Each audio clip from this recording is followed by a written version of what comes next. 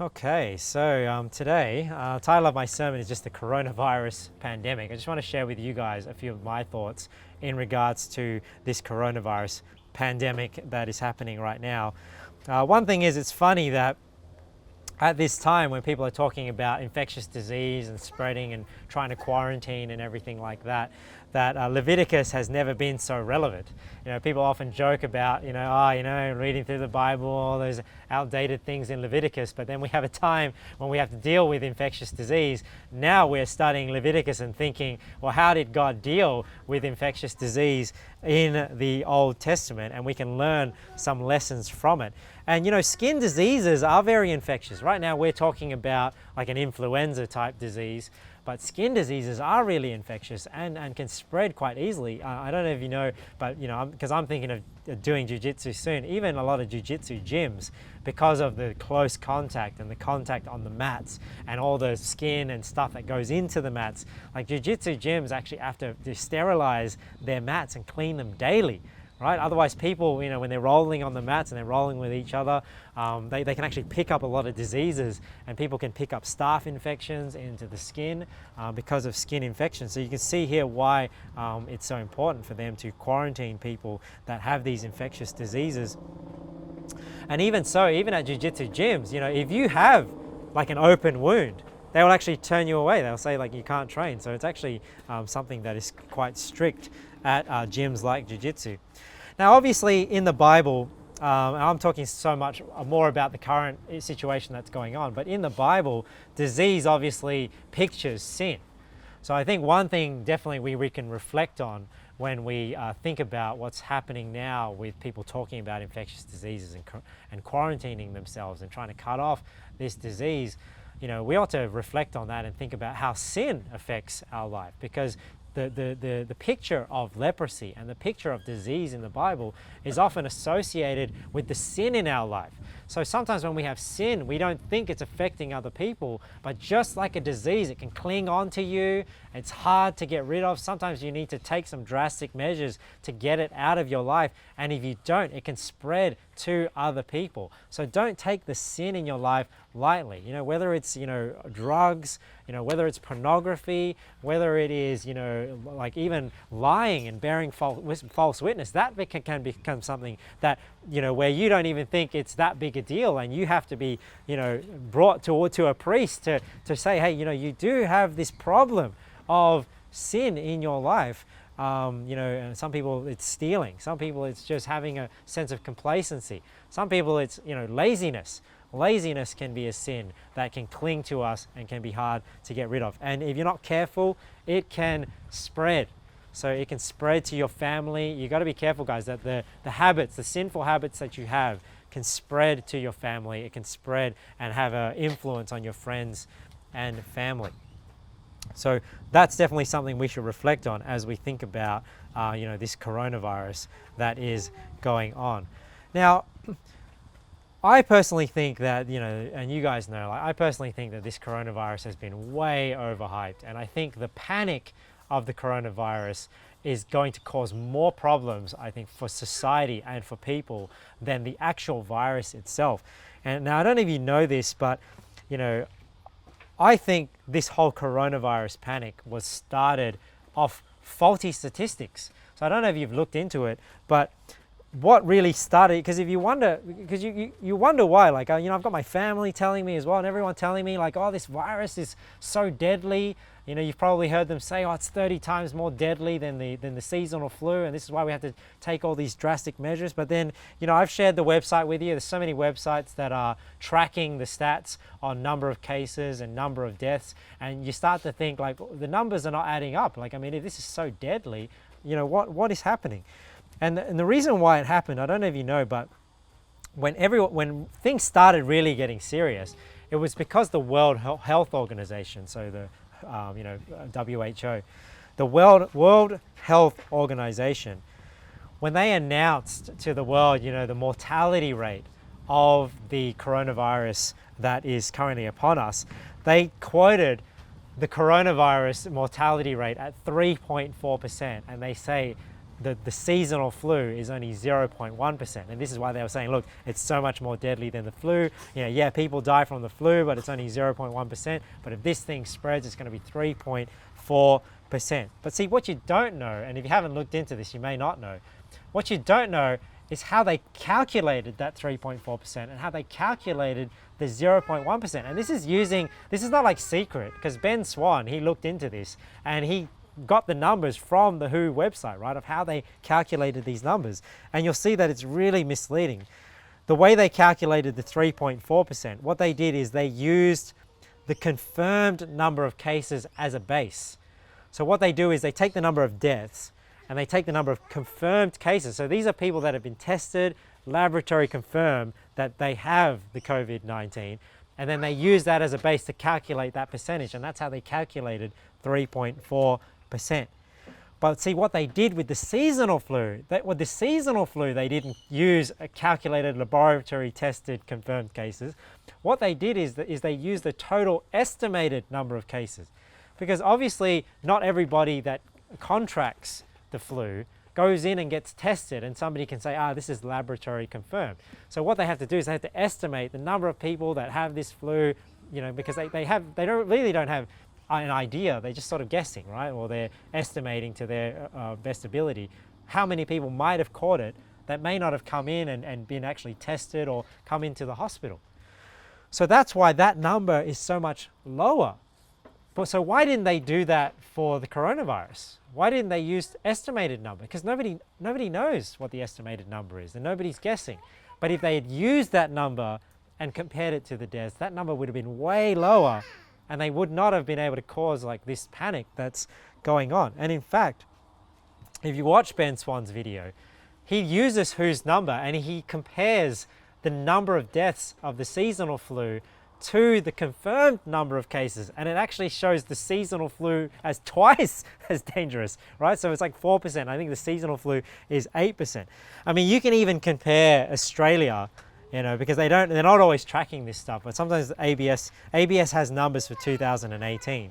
And in 2018, there was 3,500 deaths from the seasonal flu in Australia, and there was 60,000 confirmed cases. And if you do the maths, that comes to 5.8%. 5.8% if you use the confirmed number of cases as a base. So it doesn't make coronavirus sound so dangerous anymore. But see, if they'd come out with that number from the get-go, everyone would be asking the question, so then why are we taking so drastic measures? I mean, even if you look at the numbers of coronavirus right now on the Worldometer site that I showed you, if you look at China's numbers, right, 3,250 as of last night, 81,000 confirmed cases. If you calculate that, that's 4%. So that's still under, even the 5.8%, because if you think about Australia every year, I think they say there's like a reported cases, there's about 60,000. And, like I said, around 3,500 die every year. So that's already a higher percentage if you just use the confirmed number of cases. And this is why for the seasonal flu, they don't use that number, because that's not the true number. That's not the total number of people who have actually contracted it that we don't even know about and maybe just recover at home. But, when you bring up, these sort of facts to people say, it's because China's underreporting. China's trying to hide the fact that how many people that have contracted it. But if China are underreporting the number of deaths, then you got to ask the question, or are they also underreporting the number of cases? So it's not like just because they underreport the number of deaths that the number is going to be so much smaller, because you don't know how many million, how many people are in China, like how many millions of people could have contracted it. And now they're saying that this disease you don't even have any symptoms. So you could have it and not even know. I mean, but we're not even counting the people that don't even have symptoms when it comes to tracking these numbers. And that's going to bring that percentage way down. People ask the question, why is Italy having such a high rate? Because you see Italy has less number of cases, 47,000 as of last night, but 4,000 people have died. And reports are starting to come out of why Italy's number is so high. And there's many factors. One is there's like an older population of people, because obviously when you have any sort of virus go through a population, the older population is going to be more affected. And that's no different in Australia. I mean, when the death count of Australia, right now it's at 7. I don't know if you know that. When the death count was at 5, you know, the youngest person to die of the coronavirus in Australia was 77. I remember when they reported number 5, the 4 that had died already, one was 77, 2 were 85, and 1 was like 95. So you can see that, you know, this just seems like standard. I'm not playing down the deaths of these people. Obviously, anybody dying from this is not good. But where was the panic in 2018 when 3,500 people died in Australia because of the flu? Last year, it was like 4,000 or so. They say it was like the worst flu season last year. But where was the panic? Where was the lockdowns? Where was the businesses getting shut down? Where was the mandatory quarantines? And I mean, do people ask these questions? And I mean, you know, even when I speak with my family, it's the same. You say like, where's all the panic? And people are like, oh, why aren't you reading all the testimonies, all the articles that are coming out? I've had people say to me, well, if it wasn't so serious, the government wouldn't be doing anything. And it's just like, do you have that much trust in the government that they always just do things out of our best interest? But then when you ask people for the numbers, you're telling me that the percentage rate of coronavirus is so much more deadly than the seasonal flu. Where are the figures? Because obviously if you don't know the figures, where are you basing those figures on? And that's the thing. The funny thing was, you know, like I was talking about this with somebody. I won't tell you who they were just because this is being recorded, but I was talking about this with somebody and I was quoting these numbers. I was saying like, look, if you say these numbers, you know, where are you saying it's so deadly? And you know what, like they Googled it and they sent me back the exact same website. I'm like, that's the website I just sent you. Like, you're sending me back the same website to debunk what I'm saying, and I'm telling you these are the figures that I'm using to say that what you're saying is not right. This is really weird because everyone's looking at the same numbers. It's not like these numbers are hidden because this is all they can report on, because people all over the world, they report into the World Health Organization and that's all they can go on. Otherwise, they're just estimating, and if they use total number of estimated cases, it goes way down. So if you think about it, people will say like, well, you know, but you look at the coronavirus deaths all around the world. Does anyone know what the number is right now? You know, right now I checked last night. Anyone want to take a guess? Any of the guys? 4,000.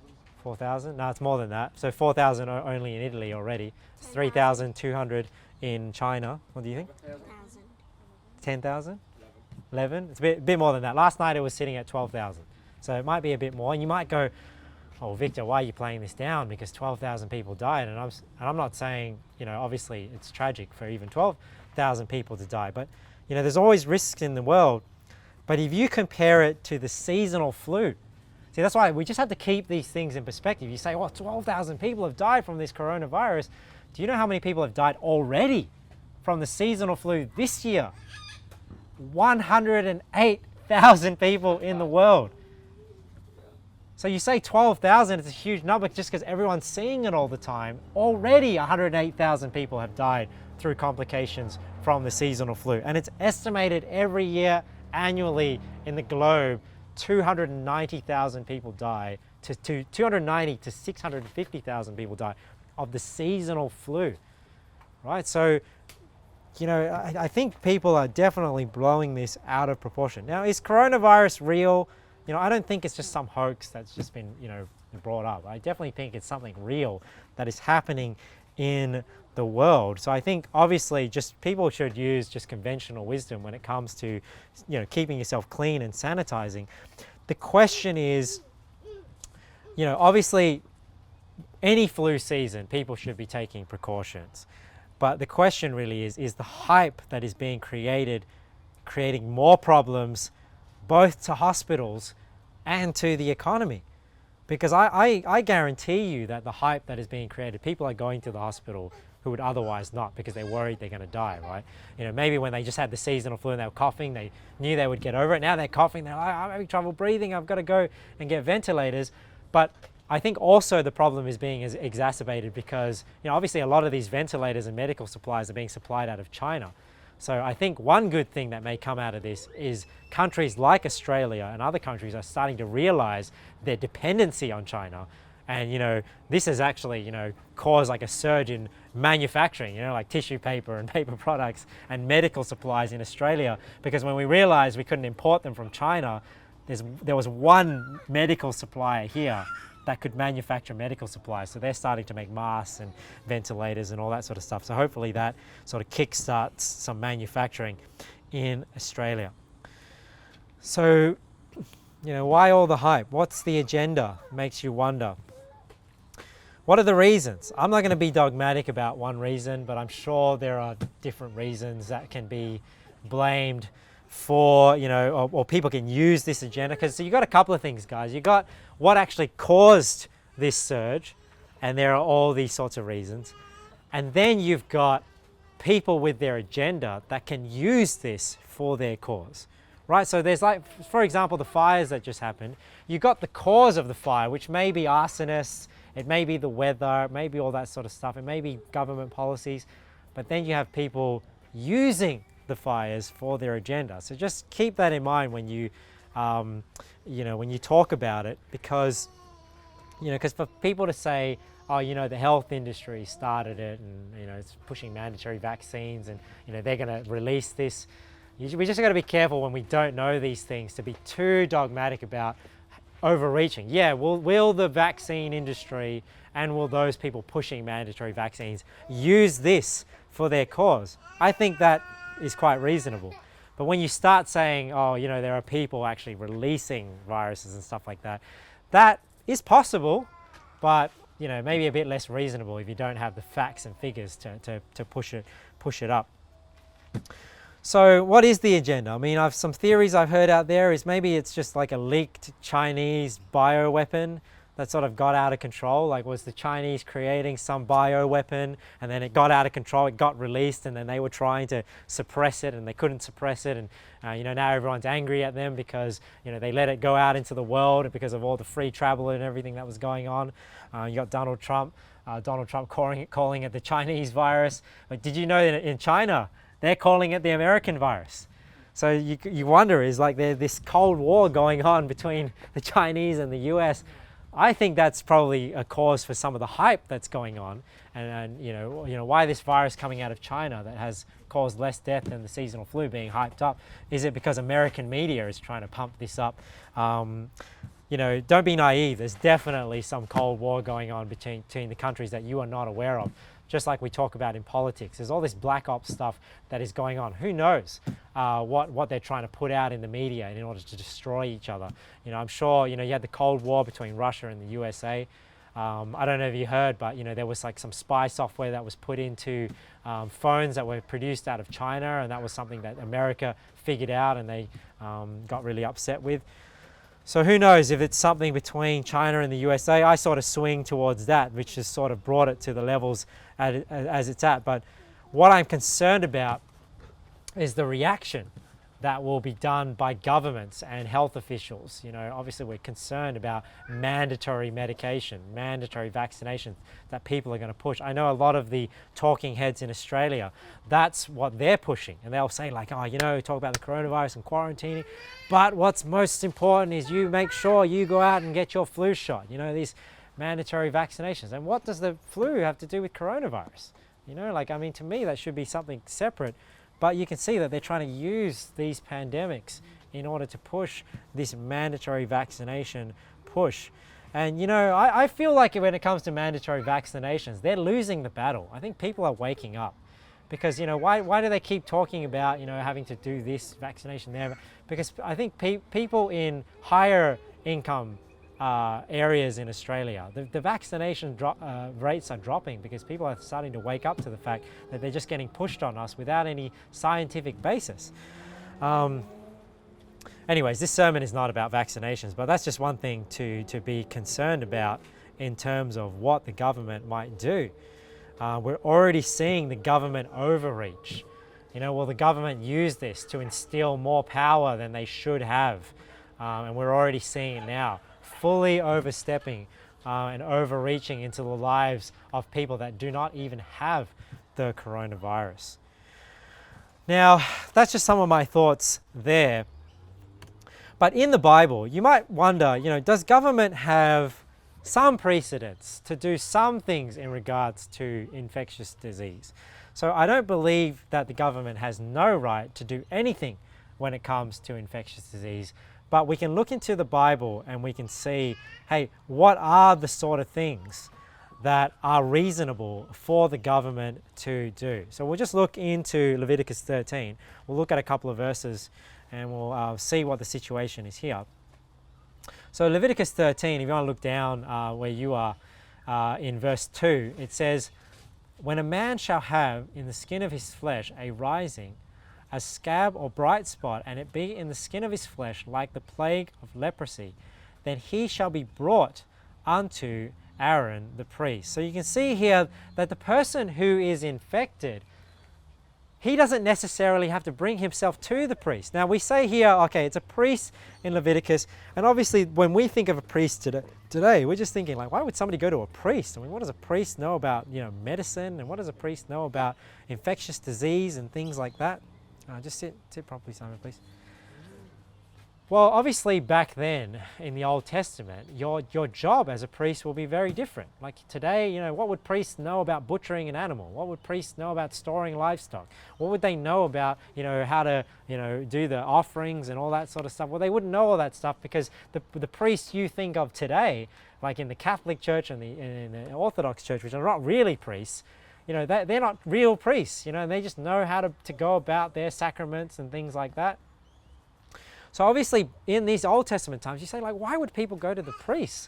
Well, because back then your priests would be like your physicians. They would have a working knowledge, just like today people learn how to treat people and they learn about infectious disease. I mean, the priests back then will be learning from their fathers, and they would have experience about infectious disease, and they would have guidance from the Bible, and that would be their responsibility. Just like other tribes, their responsibility is to work the land. You wouldn't expect a priest to know much about farming and much about maybe the chemical composition in the soil and all that sort of stuff, and how to raise livestock, how to shepherd them, because that's not what they did. What they did is they were judges. They knew God's law. They worked in the temple, so they would have known how to go about the things of the temple, and they would have known things about medicine as well, and about being clean and unclean, because it was important to them, because they had to be clean to go into the tabernacle, right? They had to be clean to go into the temple and go about their business. So you can see how it's related to the things that they do. Just like a farmer, it would be related to him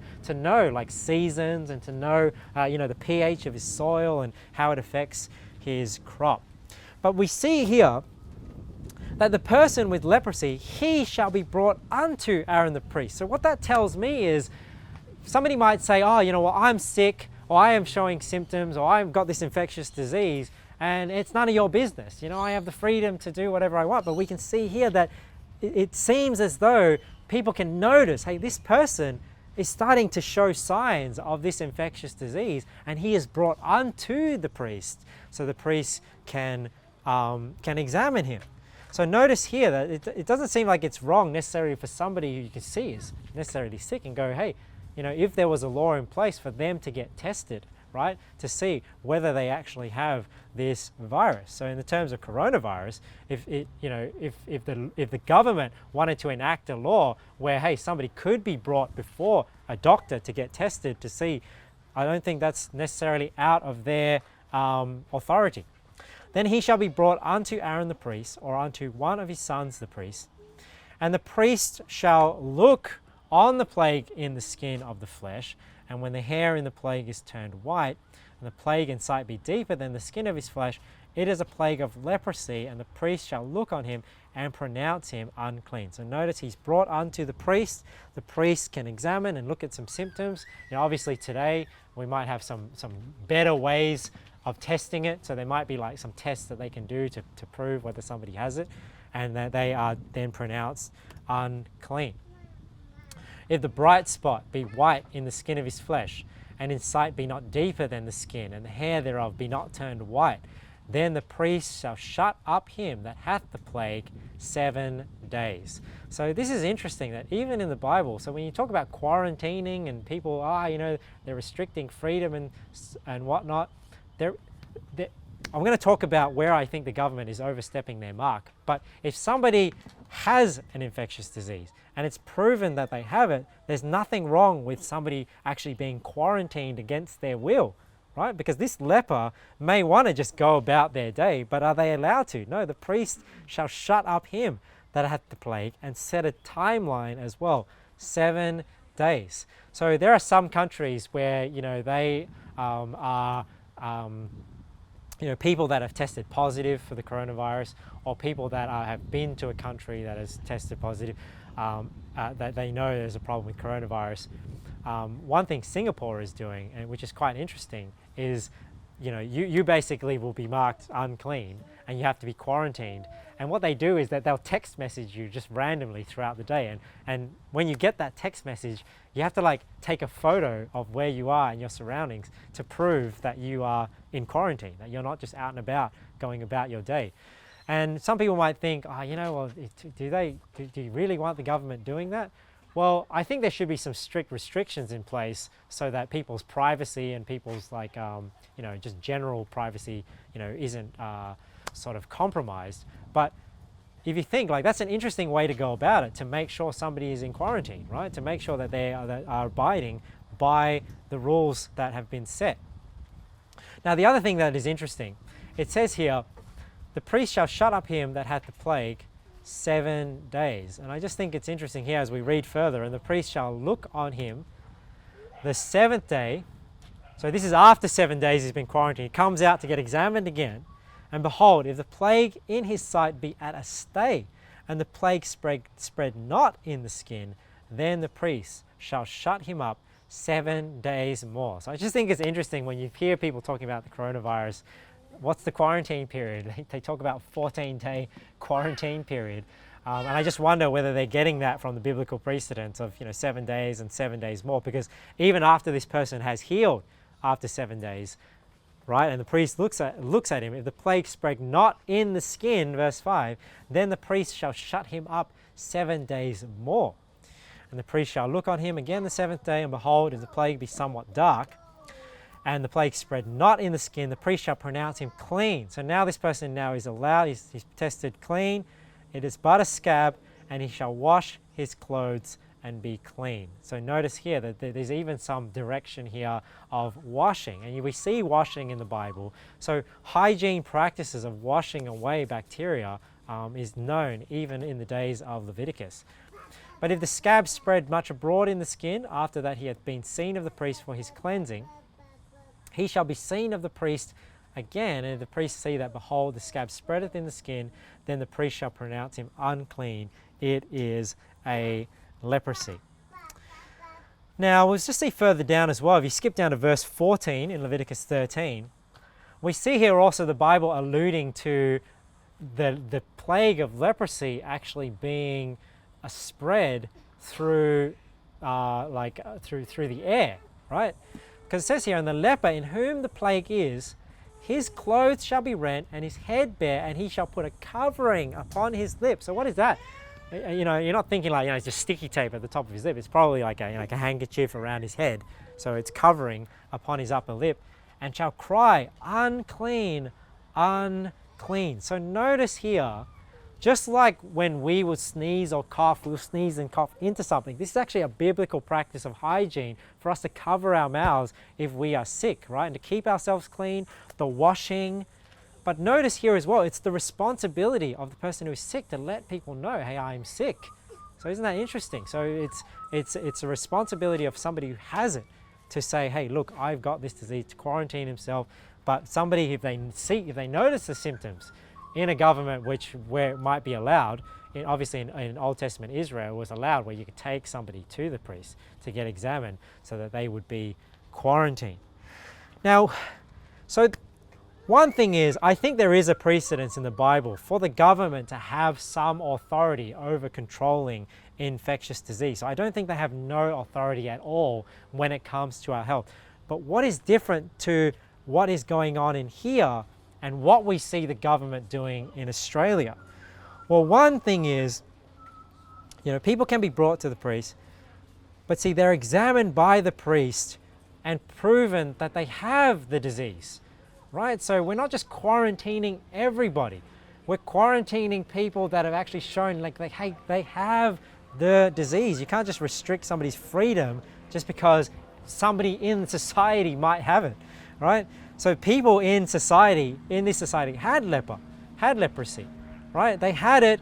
It was infectious as well, but did they just quarantine everybody in Israel all the time because this leprosy didn't go away? And that's one thing I'm concerned about in Australia is, yeah, coronavirus is temporary.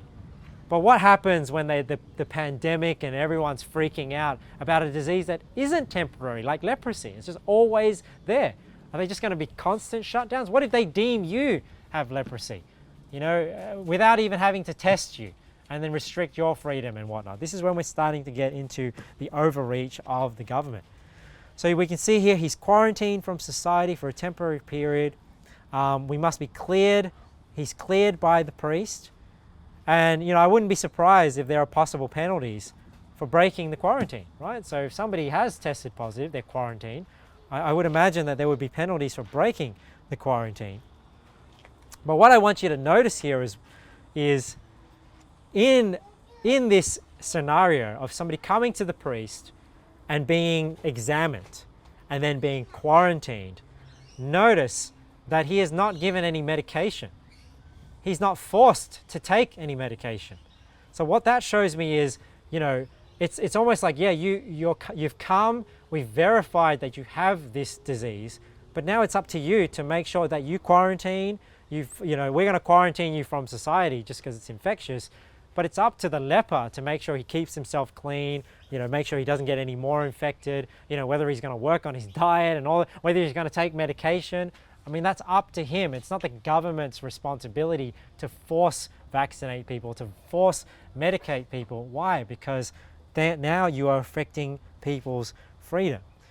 Now, you might ask the question, well, if we can test people and test whether they have the coronavirus, and then we know who to quarantine or not, we say, well, why doesn't the government just test everybody? Right? Just test everybody. You know who's got the coronavirus, and you know who to quarantine, and you know who not to quarantine. And if you're asking that question and thinking that's reasonable, then maybe you don't know how economics works, because the question is, if we're just going to test everybody, who's going to pay for all these tests? Right? It's not like the government just has infinite money, where they just pay for all these test kits.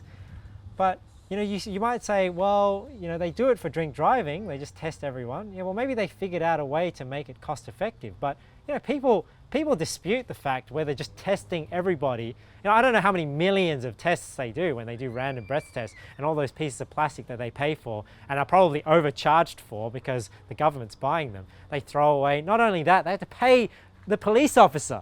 I mean, I don't know how much that police officer probably makes more than I do to stand there testing people.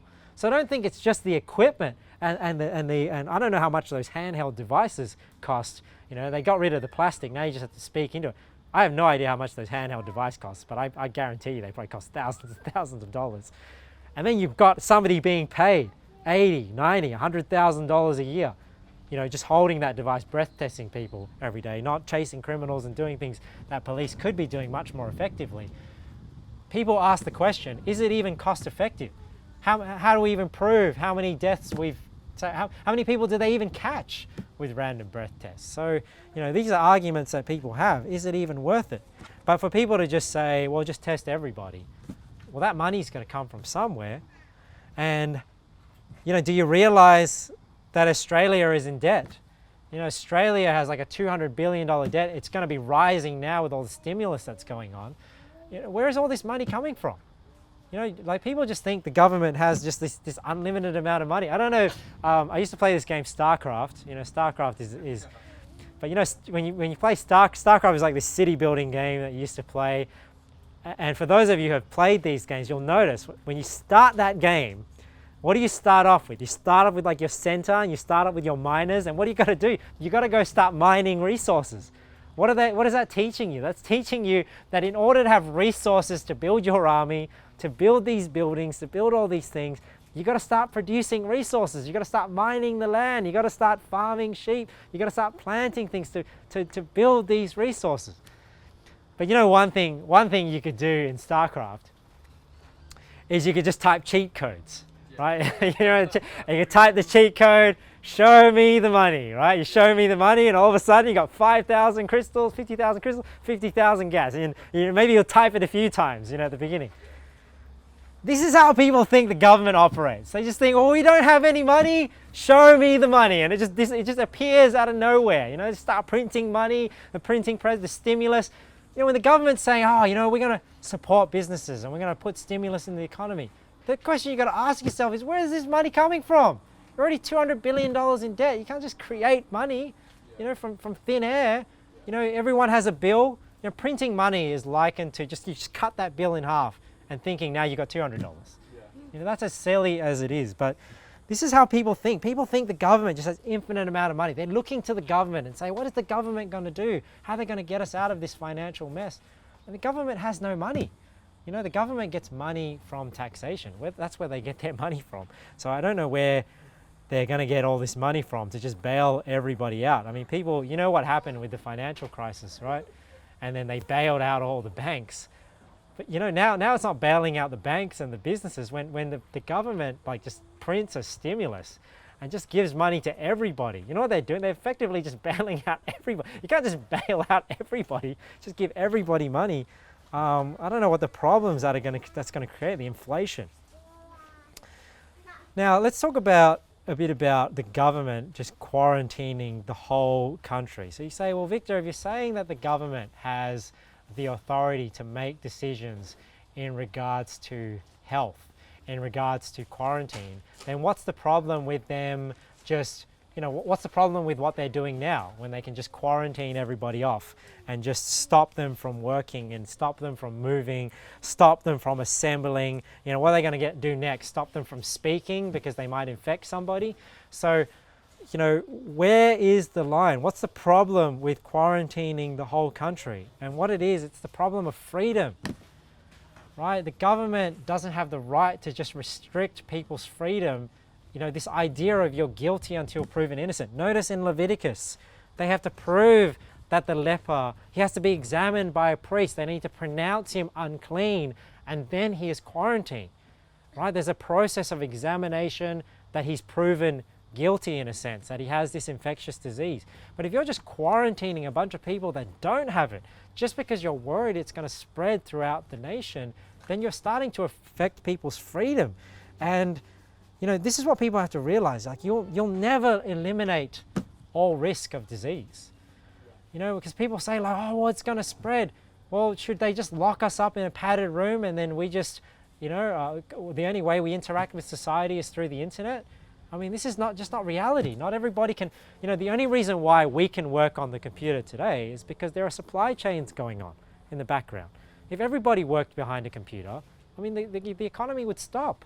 And this is what's happening now. Economies are stopping, people are losing their jobs, people's businesses are being, are going down the tube, and it's affecting all of us. So this is what they're not only affecting people's freedom, but they're destroying the economy, right?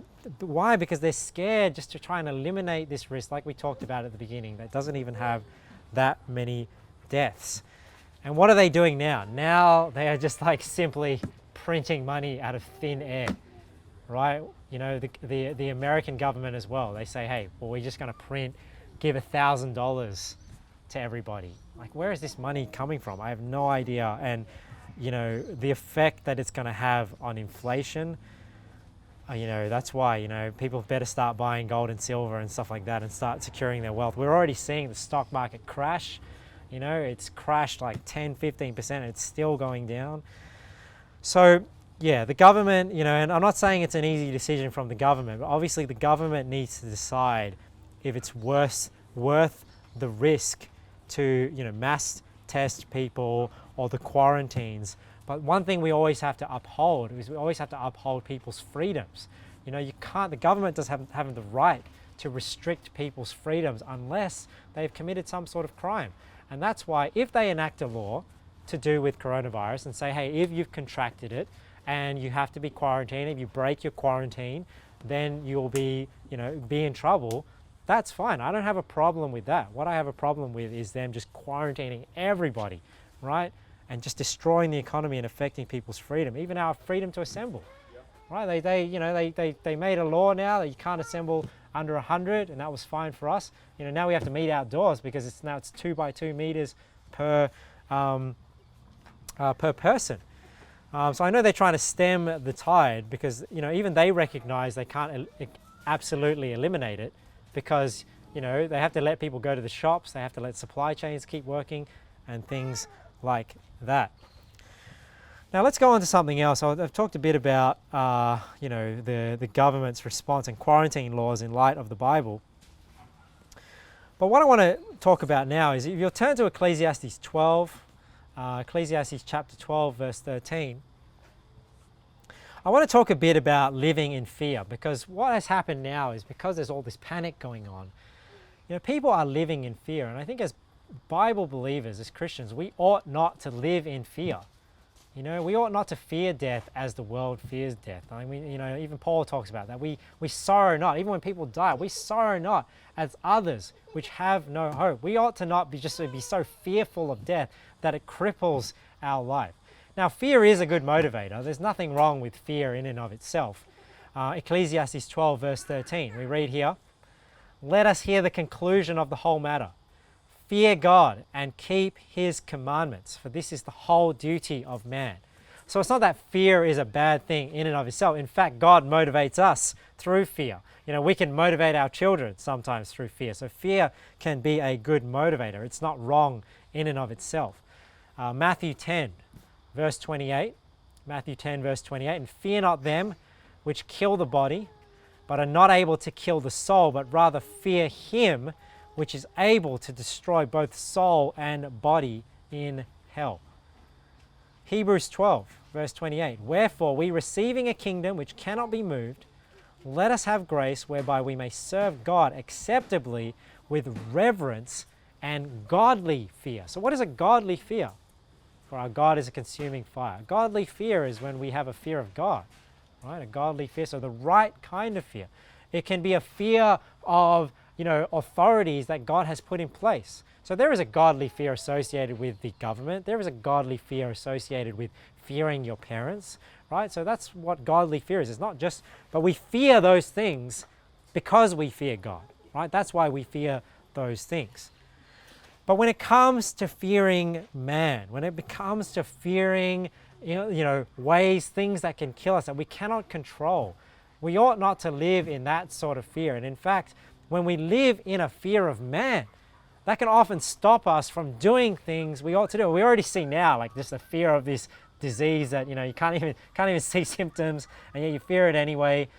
That it stops people from just living their lives. I mean, look at how the government has responded. Look at how people who do not know the Lord Jesus Christ have responded in fear, where they've just shut down the country, right? They've just shut down. They just don't even let people associate with anybody out of fear. And an unjustified fear when you compare it to the seasonal flu. But just talking about fear itself, like when we fear man, it can often stop us from doing things that we ought to do. It'll stop you from rising to your full potential because you're worried about what people think. Maybe a fear of what your family will think when you live for the Lord. A fear of taking a risk in business or taking a risk in your career to further yourself and to improve yourself and to provide for your family. What about a fear of people knowing that you're a believer? How about fear of people knowing that you're a Christian because you might be ridiculed? Look at Proverbs 29, or listen to Proverbs 29 verse 25. This is a very famous verse that I think everybody should have in the back of their mind every time they are fearful of something.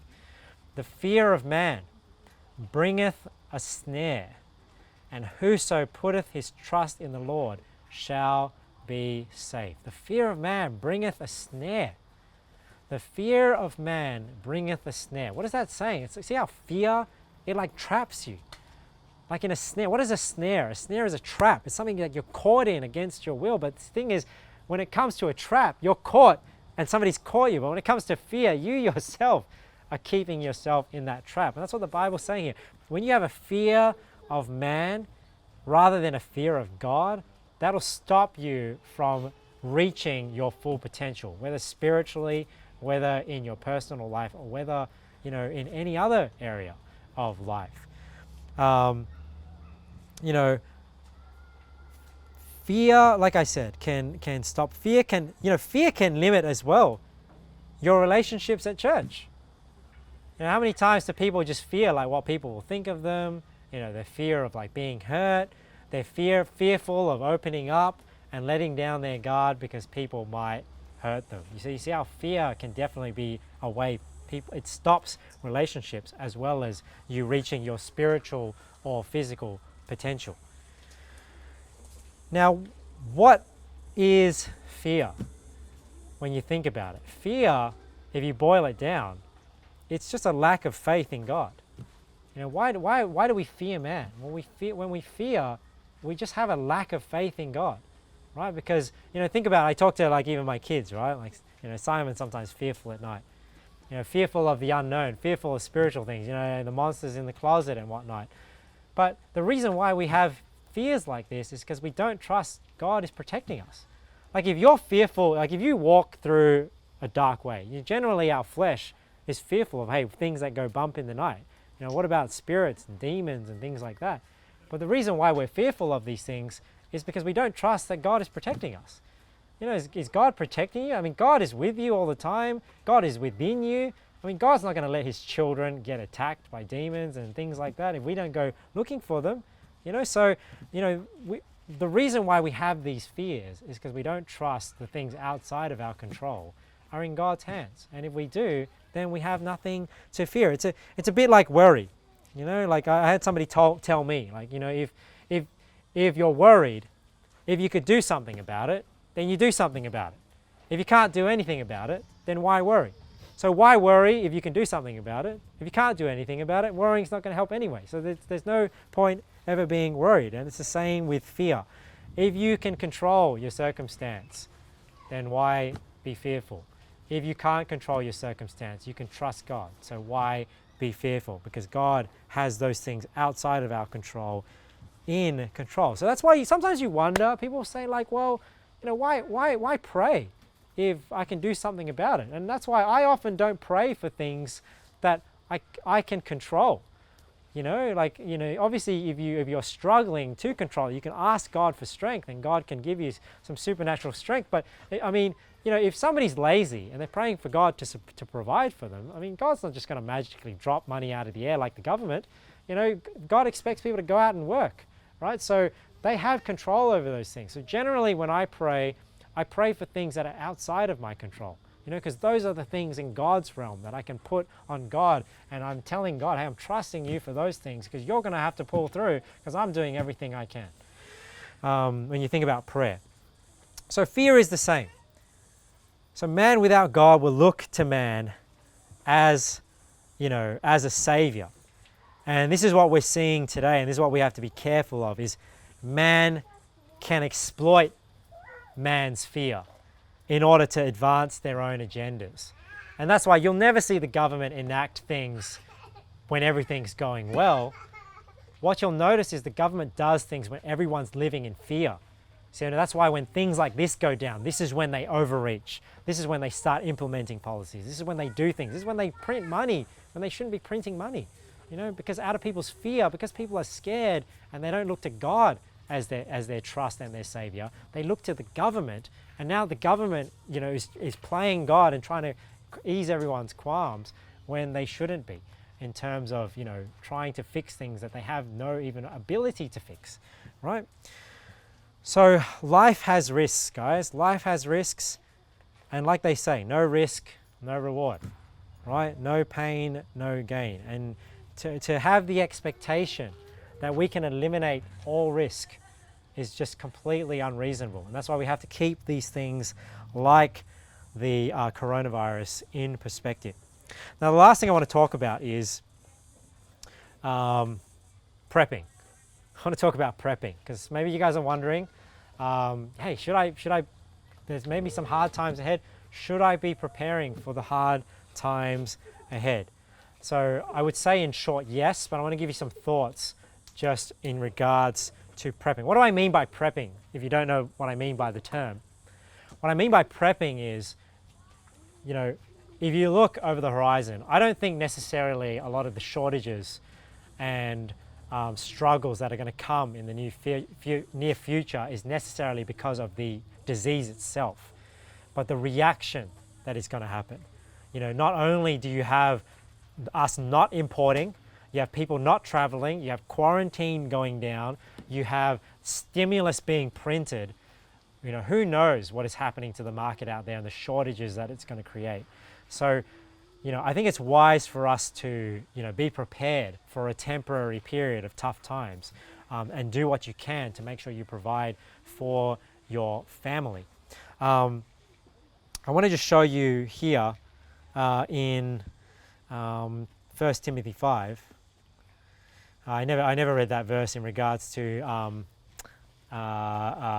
fear being a lack of faith, but if you just remember when Jesus saved the apostles on the water, and they woke him up, they said, "Lord, save us," and he said unto them, "Why are ye fearful, O ye of little faith?" So that's where we see that link between fear and not having faith in God. Like, why were they fearful on that boat when Jesus was right with them? It's because they didn't trust him, right?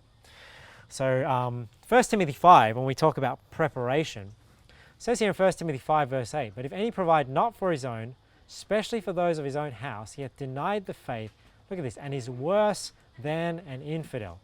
So it makes sense. Obviously you can't provide forever, right? There's going to be a time when no matter how much you store in your house, right, there's going to be a time where you run out.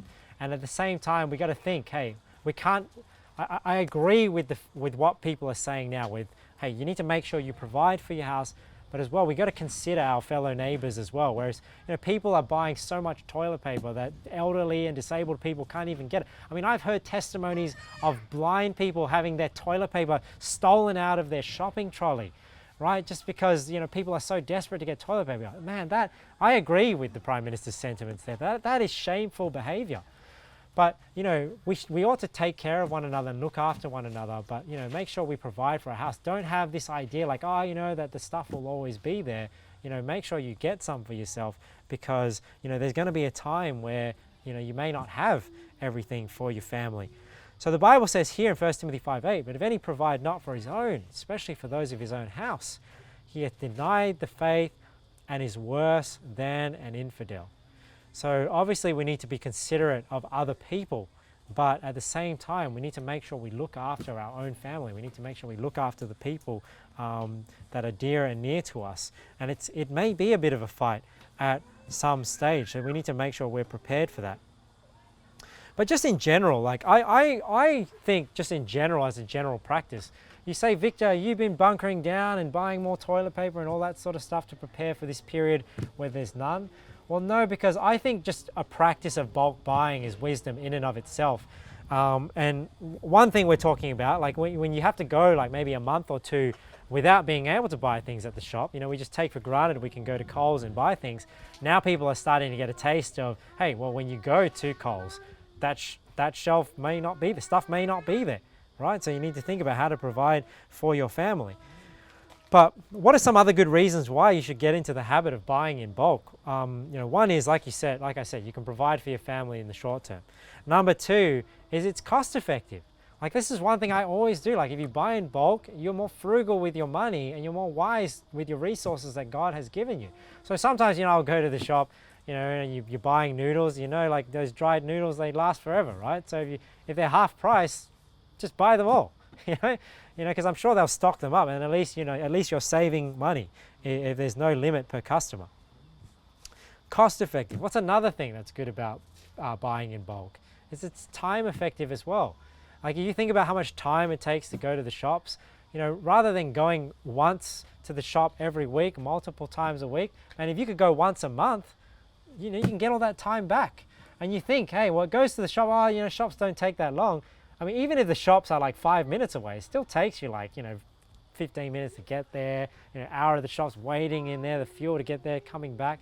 All that time could be used for something more productive. It could be used for doing something for God, even if you have some of that time back.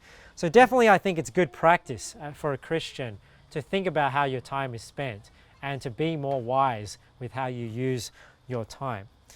And lastly, what's a good reason for people to prepare in times of want is the ability to help others in times of need as well. So, you know, if you're wise with your finances, you're wise with how you prepare, and you have excess, that will allow you to be a blessing in times of need as well. Unfortunately, not everybody is going to take that heed. But man, if every Christian did it, hey, we could be a good testimony to the world. When people come to us for help, we're able to help our neighbors. We're able to help people because we've been wise about it. Now, one thing I will say in regards to preparation, because sometimes Christians will talk about prep and they talk about it in the context of the tribulation. Now, I don't think when it comes to the tribulation, see, when I talk about preparation, it'll be things like what we're going through now. Temporary shortages, you know, maybe there's drought and then food gets expensive, and then, you know, maybe when food's expensive, you can go off your stores and you can save some of that money. Even now we're seeing, like, think about mints. I mean, thank God I bought some mints like just before the price skyrocketed, and then, you know, froze some of it.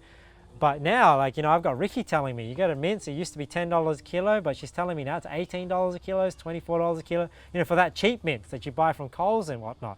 So we already see prices are going to go up, and prices will continue to go up. So that's why you need to think about how you manage your finances. You need to think about how you're going to provide for yourself. If you can't just, you know, you may not just be able to go out and just to afford your weekly grocery bill anymore. So things like that.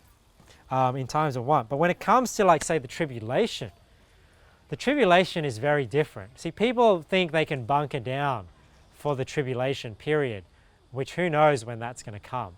But I don't think that's going to be the case, because the tribulation period is different. It's not a time of drought where we're still at peace. It's not a time of panic where people are just like panic buying like we see now, and you just can't get toilet paper for a couple of weeks. No, what's happening in the tribulation is you are going to be hunted down and killed. So you're not going to be able to just build your cozy little bunker and just live there for 3.5 years. You're going to be on the run. And this is what we see in Matthew 24. When we read from verse 15, look at what it says here. When ye therefore shall see the abomination of desolation spoken of by Daniel the prophet stand in the holy place, whoso readeth, let him understand. So maybe you can prep up until that point, right? Because maybe there'll be famines and there'll be wars and rumors of wars. Who knows how long that's going to go on for. So you can prep up until that point. But when the tribulation comes and people are being persecuted, look at what it says here. Let them which be in Judea flee into the mountains. Let him which is on the housetop not come down to take anything out of his house. Notice there. Let him which is on the housetop not come down to take anything out of his house. So you see, you're not going to be able to take much with you. Neither let him which is in the field return back to take his clothes. And woe unto them that are with child, and to them that give suck in those days. But pray ye that your flight, what is that? Your travels, be not in the winter, neither on the Sabbath day. For then shall be great tribulation, such as was not since the beginning of the world to this time, no, nor ever shall be. And except those days should be shortened, there should no flesh be saved. But for the elect's sake, those days shall be shortened. So that'll be a time of great tribulation where we'll be on the run.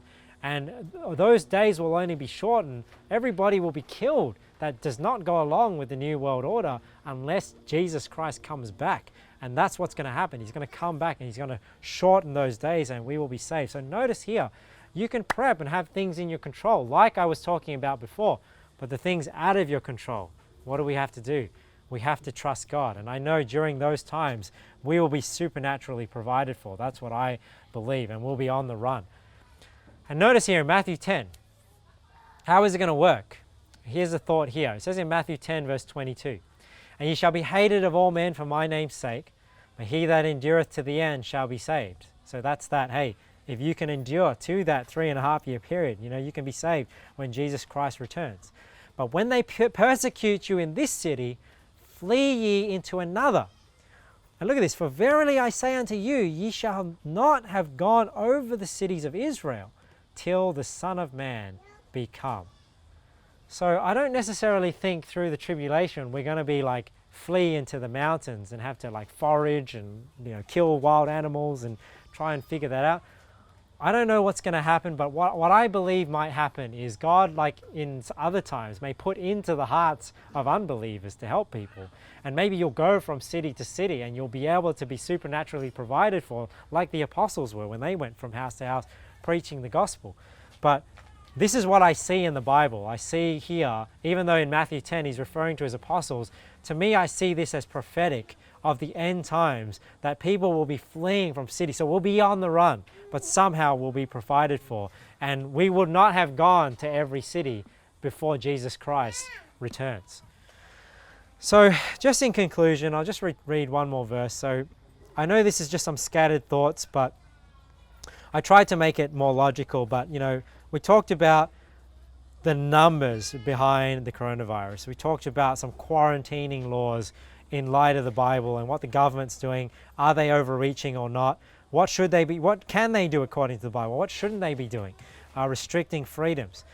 I'm trying to encourage you, hey, don't live in fear. You can't just remove all risk from your life. So you take some wise, just have some wise ways of keeping clean. And if you know somebody's definitely sick and you don't want to get sick, then you can stay away. But, don't just live this idea that you just never want to get sick. You will get sick. People will die from the seasonal flu. And like we've talked about, people in the hundreds of thousands die from the flu. But that doesn't just make countries go into lockdown like we are seeing today. And if you're a person that lives in fear, that shows that either you're not doing the things you can in your control, or you're just not trusting Jesus Christ. So we take some wisdom to prep. But I'll just end on this verse like I did in the video. It says here in 2 Timothy 1:7, "For God hath not given us the spirit of fear, but of power and of love and of a sound mind." So don't be ruled by fear. Don't be deceived by what's going on in the media. Keep your eyes open. We need to be ruled by love. So he says, but of power and of love. So we need to be ruled by love for our neighbor. And we need to trust God with a sound mind in His Word and keep our eyes open to what is happening in the world. Well, I hope that was a blessing for you guys and a good reminder. Let's pray.